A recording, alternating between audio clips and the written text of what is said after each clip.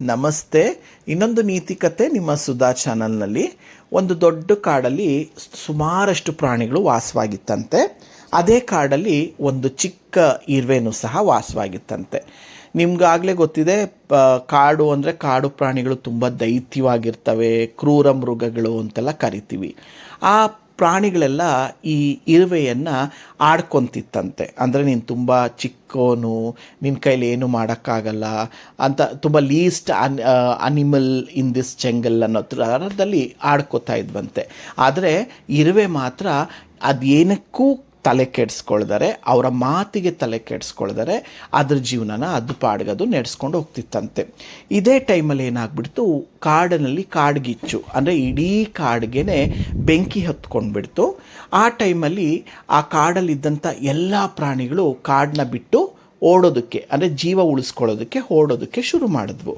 ಈ ಟೈಮಲ್ಲಿ ಏನು ಮಾಡ್ತು, ಆ ಇರುವೆ, ಆ ಚಿಕ್ಕದಾದಂಥ ಇರುವೆ ತನ್ನ ಬಾಯಲ್ಲಿ ನೀರನ್ನು ಇಟ್ಕೊಂಡು ಬೆಂಕಿ ಹಾರಿಸೋ ಅಂತ ಒಂದು ಪ್ರಯತ್ನವನ್ನು ಮಾಡ್ತಿತ್ತಂತೆ.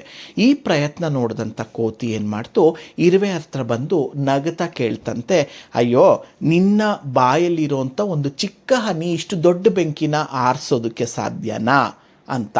ಆವಾಗ ಇರುವೆ ಹೇಳ್ತಂತೆ, ನನಗೆ ಗೊತ್ತು, ಇಷ್ಟು ದೊಡ್ಡ ಬೆಂಕಿನ ನಾನು ನಂದಿಸೋಕ್ಕಾಗೋದಿಲ್ಲ, ಆದರೆ ನಾನು ನಿಮ್ಗಳ ಥರ ಓಡೋಗ್ತಿಲ್ಲ.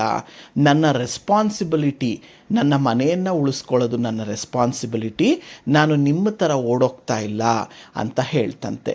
ಇದರಿಂದ ಈ ಮಾತನ್ನು ಕೇಳಿಸ್ಕೊಂಡಂಥ ಇತರೆ ಪ್ರಾಣಿಗಳೇನು ಮಾಡಿದ್ವು, ಅವರ ರೆಸ್ಪಾನ್ಸಿಬಿಲಿಟಿನ ಅರಿತುಕೊಂಡು ಅವರು ಸಹ ನೀರನ್ನು ತಂದು ಆ ಇಡೀ ಕಾಡಲ್ಲಿ ಹೊತ್ತದಂಥ ಬೆಂಕಿನ ಹಾರಿಸೋದು ಪ್ರಯತ್ನವನ್ನು ಮಾಡಿದ್ರಂತೆ. ಕಡೆಗೆ ಕಂಪ್ಲೀಟ್ ಕಾಡು ಬೆಂಕಿಯಿಂದ ಆರಲ್ಪಡ್ತಂತೆ. ಸೊ ನಿಮಗೆಲ್ಲ ಈ ಕಥೆಯ ನೀತಿ ಗೊತ್ತಾಗಿದೆ ಅಂದ್ಕೊತೀನಿ. ಯಾವತ್ತೂ ಅಷ್ಟೇ, ಮೊದಲನೇದು, ನಾವು ಯಾವುದೇ ಒಂದು ಚಿಕ್ಕ ಪ್ರಾಣಿ ಆಗಿರ್ಬೋದು ಅಥವಾ ಮನುಷ್ಯರೇ ಆಗಿರ್ಬೋದು, ಯಾರನ್ನು ನಾವು ತುಚ್ಛವಾಗಿ ಕಾಣೋದನ್ನು ಮಾಡಬಾರ್ದು. ಎರಡನೇದು, ನಮ್ಮ ರೆಸ್ಪಾನ್ಸಿಬಿಲಿಟಿನ ನಾವು ಯಾವತ್ತೂ ಮರಿಬಾರ್ದು. ಅದು ಇರುವೆ ಆಗಿದ್ರೂ ಅಷ್ಟೇ, ಮನುಷ್ಯ ಆಗಿದ್ರೂ ಅಷ್ಟೇ, ಅಥವಾ ಕಾಡಿನ ರಾಜ ಸಿಂಹ ಆದರೂ ಅಷ್ಟೇನೆ. ನಮ್ಮ ರೆಸ್ಪಾನ್ಸಿಬಿಲಿಟಿನ ನಾವೆಲ್ಲೇ ಇರಲಿ, ಹೇಗೆ ಇರಲಿ, ಮರಿಬಾರ್ದು.